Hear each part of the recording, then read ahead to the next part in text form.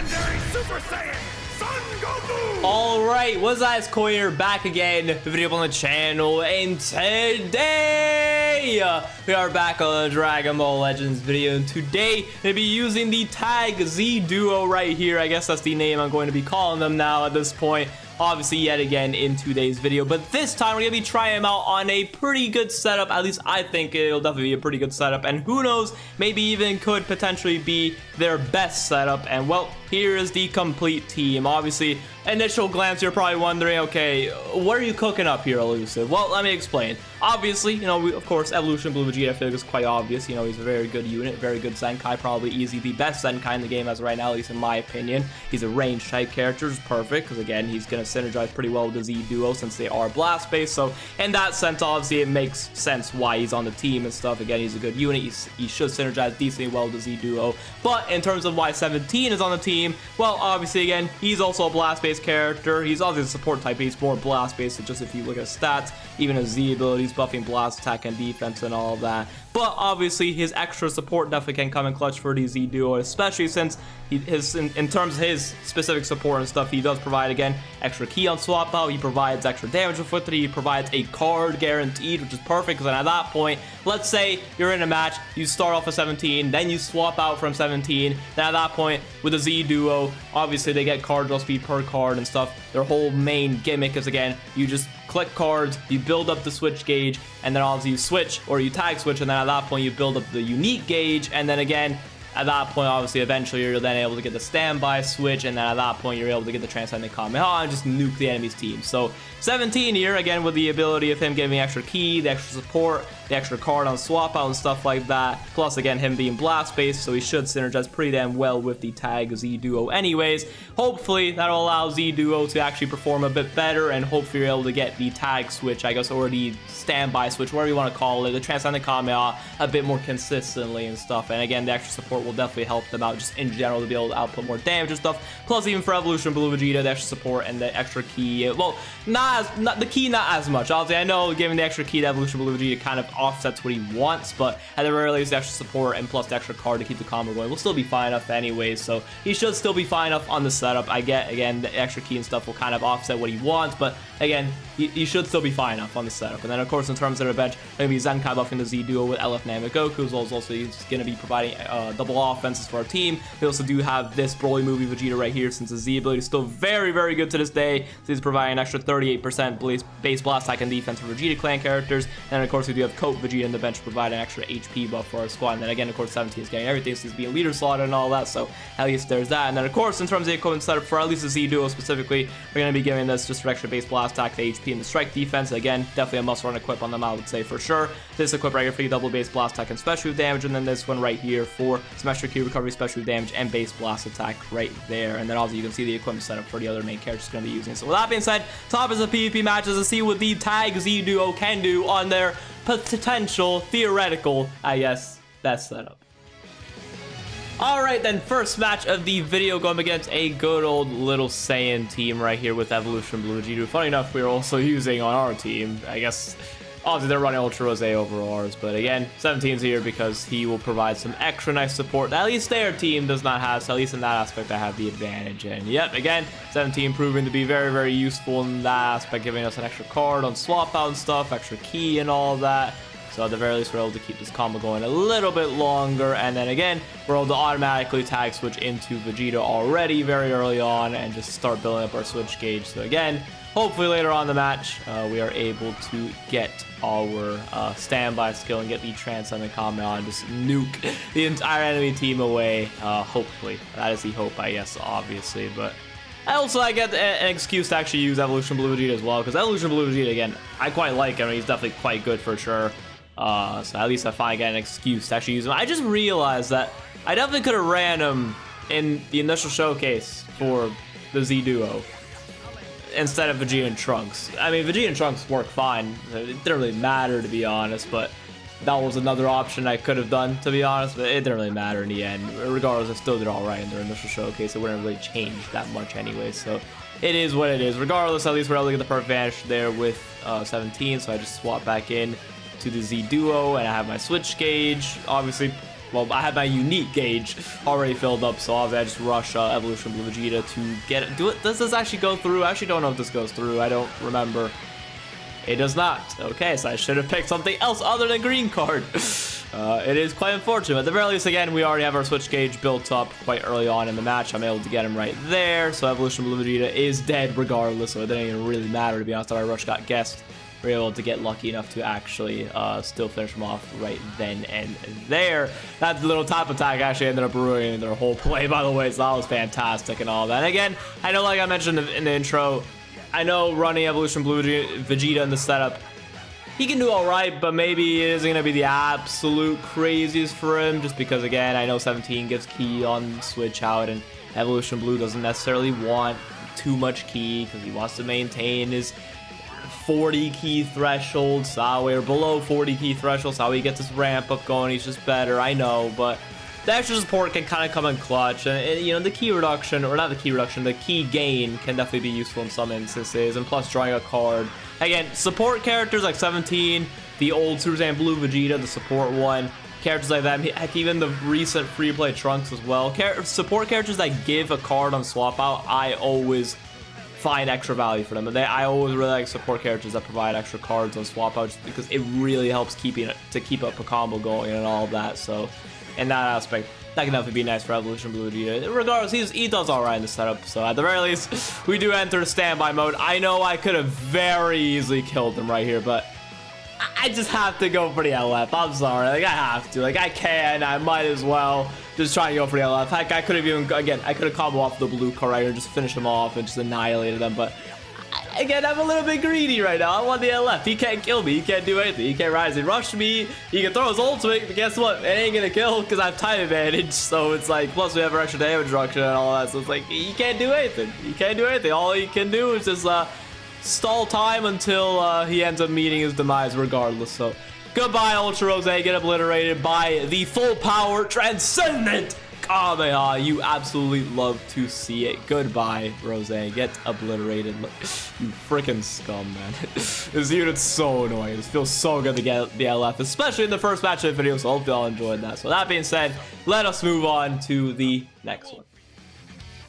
Alright, well, Ultra Rose, I guess, wants his revenge now since I left in the last match, so we're fighting against him yet again, except it's on a God Key team, so that's definitely quite interesting for sure. Of course, they end up starting off with the strike card right there. At the very least, another good thing about 17, I guess, is that with Ultra Rose running around very commonly in the meta, at the very least in the early stages of the game, he's immune to all the debuffs and stuff that Rose will actually be applying as he combos, and even if he were to land a blue card, he wouldn't be getting any of his extra abnormal conditions like the extra bleed and the paralysis. If that were to proc, it would not affect 17 whatsoever. So at least in that aspect, 17 does have the extra value for sure. So there is that. Again, MUI Goku just being MUI Goku. Thank God that we're not able to get enough if their unique gauge filled up, so at least they can't really be dodging like crazy and all that. Thank God. At least we're still able to get the perfect advantage right there, so I can get a nice little combo going. I just swap in the Z Duo just because then the whole point of this video mainly is just to see what they can do in the setup, so I might as well just swap them in and actually do stuff with them. Might as well while we are here. Obviously, the special cover change location does come in clutch big time right there, so at least we're able to not worry about MUI Goku's cover change. I think here, yeah, they end up doing something, and I get just enough key to do the blue card, so get obliterated, MUI Goku. That's all I gotta say. Simple as that. That was definitely pretty damn overkill for sure, but hey, I'm okay with that. Again, he goes for Blast Armor, but like, what is he gonna do? Like, I have time advantage, so I can just eat these hits very, very easily. Go ahead and swap in Evolution Blue Vegeta. It doesn't really matter. You can't do anything. Plus, I cover change right here, and I'm pretty sure this blue card, even with no ramp up, still kills. So goodbye, and I'm pretty sure they forfeit like shortly after. I think they forfeit here because again, like they lost. They know they lost. So at this point, like GG. Yeah, let's just move on to the next one. There's nothing else that really needs to be said there. Alright, well, now we are versus GT. Obviously, it's definitely not the best GT team for sure. Obviously, they have an unzenkai'd LF Super Saiyan 4 Goku, and they do not have the highest stars on their characters and stuff, especially like Tag Force and stuff, but still don't want to underestimate it. The GT team can still put in a decent bit of work, especially if they're getting blessed beyond belief, and if I play very, very badly, to the point that I'm just letting them get priority over and over and over again, it could definitely put it in work for sure. Obviously, I preferably would not want it to, so I definitely better step up my game right here. Get a nice little combo with the Z Duo. I think I'm gonna call this unit the Z Duo, at least for now, just because saying Boo Bros and stuff, Boo Duo, like, it doesn't sound bad, but I don't know. Just for me personally, I think it just, to me, it sounds better to say Z Duo, and it's just more comfortable for me to say it, I guess. I don't know. It's just, that's just my thoughts. I don't know. Regardless of Z Duo, you know, getting a little bit of a combo going on. Again, hopefully the post commentary for all the videos I've been doing lately can come to a close. I think at the time of recording this right now, it's like about to be 2 a.m. right now. So funny enough, it's about to be daily reset for Legends. So by the time I get up later on in the day, I'm recording this on Saturday night, I guess, or yeah, Saturday basically. Later today, I should get my updated cable thing or whatever, this little cable thing, this HDMI to USB adapter cable.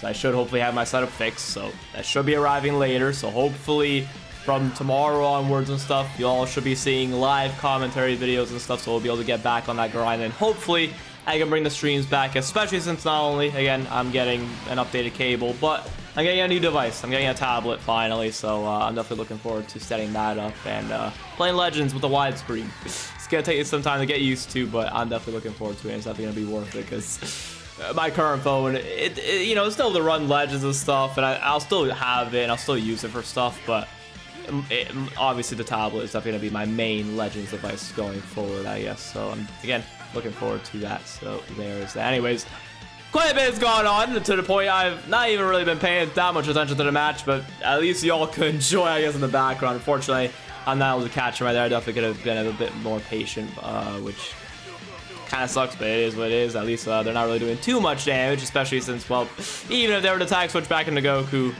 which they didn't for some reason, I guess they just realized it wouldn't have meant much, but even if they were to have tag switch back to Goku, I still would have had tie advantage over them because that's how the tag mechanic works, I guess. So there's that, and at the very least, we're finally able to get LS for Goku out of the match. Thank God, at last. He was starting to be a little bit annoying, even though he was on Zenkai. So there's that. Obviously, now I have tie advantage, obviously, with you know, the Boo Bros. I guess I literally just said I'm not gonna call them Boo Bros, but I call them Boo Bros, Z Duo, whatever. Regardless, doesn't matter because 17 is the one cutting combo right now, and he got locked in, and they end up killing him. So that's fun. So obviously we're in a nice little 1v2 situation right here, but we can definitely clutch this up for sure. Obviously they do that. I go ahead and I get my standby skill switch just so that way they can't rise and rush me and all that. And also at this point, they're very limited in their options. I can get some serious damage and hopefully win the game with the Transcendent Kamehameha and stuff, just as long as I'm able to stall out enough. So at the very least, I'm able to just annihilate tag forwards right here, just one combo, because they have type advantage and stuff.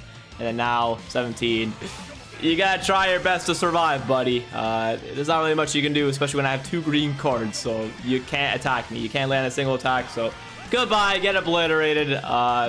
Just hold this Transcendent Kamehameha and just die. But oh wait, my unit's only 3 stars, so they can't kill.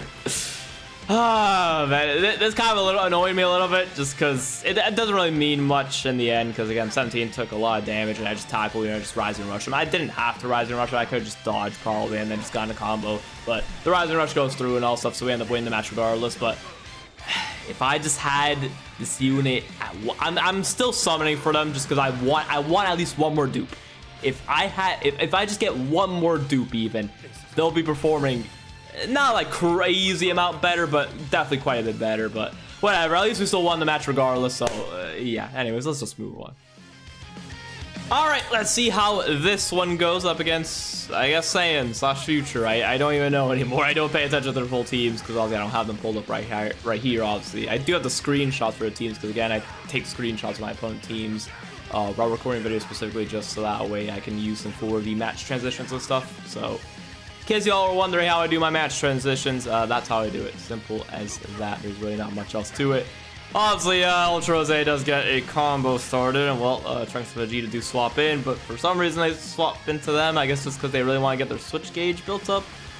I'm assuming, I guess. I definitely had many opportunities to swap in Evolution Blue, since I'm pretty sure they didn't have special cover null, since they kind of wasted it earlier. So I definitely had opportunities to be able to cover rescue, or not cover rescue, to cover change, but it is what it is. They end up catching me with a cover change though, which does kind of suck. At the very least, I do get a nice little green card here, so I'm able to heal up a little bit. Plus, I tag switch, so I just get the unique gauge built up, at least starting now and stuff. And I'm able to get my switch gauge built up starting now. Again, I failed that cover change. So again, the combo just keeps going and stuff, and then Ultra Rose has to come in. They end up swapping this unit. I don't know why they even bothered, because Ultra Rose would have just done a lot more. So I get 17. I guess they were just worried about 17 coming in and just absolutely eating the combo. I feel like I probably even had an opportunity to finish off this character right here if I did the blue card earlier. But you know what? It doesn't really matter, because Evolution Blue Vegeta is just absolutely cooking beyond belief. What card do I get here? Yeah, that kind of sucks. I mean, yeah, cool, it's gonna do damage, but the combo's to end, unfortunately, quite early. So that definitely sucks for sure. Of course, they have a green card, so why wouldn't Ultra Rose have a green card? He's got to have a green card and a blue card whenever he needs it, whenever it's the most convenient. But guess what? It didn't really matter, because Vegeta just ends up finishing off Ultra Rose. So thank you, Vegeta, for getting that annoying character out of the match. Now we just have to deal with the 2 remaining tag characters, which now they also have Goku swapped in and have their unique gauge fully built up, but it doesn't matter because I perp vanished them. Absolutely disrespectful beyond belief right there, but you know what? I will take it. I do not blame you for forfeiting right there, so let's move on to the final match of the video. Alright, final match of the video, going up against a Universe Rep team with Green Kefla. Normally, if I come across a Universe Rep team, which is very rare anyways, usually I do not fight against Green Kefla. So you know what, at least it's something a bit different. I also have Evolution Blue Vegeta and 17 to kind of just bring into the match. I guess they're also here included, so definitely an interesting team for sure. But I just want to actually just give some thoughts on this team, so I feel like I haven't even mentioned much about this team anyways. Again, I suck at doing post commentary. I wouldn't say I'm terrible at it, but I'm not the best at it, obviously. Heck, even live commentary, I'm not even the absolute best at it, but it's what I'm a little bit more used to, and I have a bit more fun doing it anyways. But regardless, team definitely works out for sure. Is it their best setup? I'm not 100% sure yet. I need to test it out a little bit more, and also would help if I had the Z Duo at higher stars and stuff. Again, star level can definitely affect things for sure, but the setup works. It definitely can work for sure. Again, 17 providing extra support for your team. Again, him giving a card on swap out definitely helps with the Z Duo, because then at that point it allows them to just guarantee get extra cards to then be able to build up their switch gauge a lot easier, to then build up their unique gauge a lot more easily, and then at that point you're just able to get the standby mode active a lot more quickly and stuff like that, and more consistently, I guess. And then at that point, again, you're able to get the Transcendent comment on, just absolutely nuke your opponent's team beyond belief. So in that aspect, obviously, you know, 17 support does come in clutch. Plus, he's also a blast-based character, is perfect because, well, the Z Duo is a blast-based unit. So at that point, they also have that extra bit of synergy and stuff. His Z ability as well is also blast-based. So 17 definitely is actually a pretty damn solid partner for him. And honestly, because of this, like I mentioned in the intro, you could argue the 17, honestly, as a top 10 unit right now, just because his value with his character, in a sense. I could definitely see the argument for sure.